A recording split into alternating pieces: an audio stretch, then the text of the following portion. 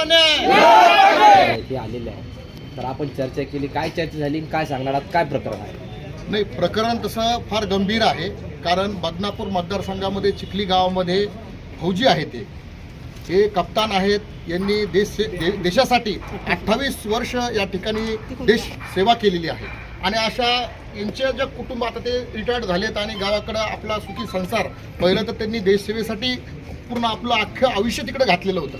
आता ते कुटुंबात येऊन कुटुंबामध्ये राहतात, तेव्हा अशा पद्धतीनं जर त्यांचीच जमीन जर या ठिकाणी सातबाऱ्याहून गायब होत असेल तर मला वाटतं ही दुर्दैवी घटना आहे. या घटनेचा सर्वप्रथम मी जाहीर अशा शब्दामध्ये निषेध व्यक्त करतो.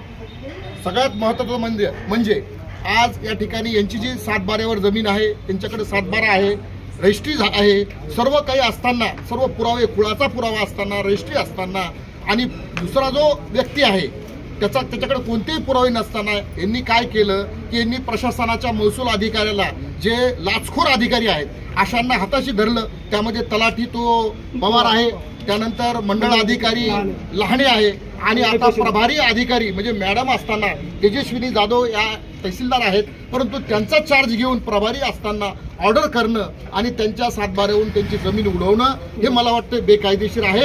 आणि अशा अधिकाऱ्याला सगळ्यात म्हणजे त्यांच्यावर निलंबनाची कारवाई झाली पाहिजे. मी राष्ट्रवादीच्या जिल्ह्याचा कार्याध्यक्ष म्हणून या ठिकाणी लवकरच या अशा फ्रॉड अधिकाऱ्यावर तात्काळ त्यांच्यावर निलंबनाची कारवाई करणार आहे.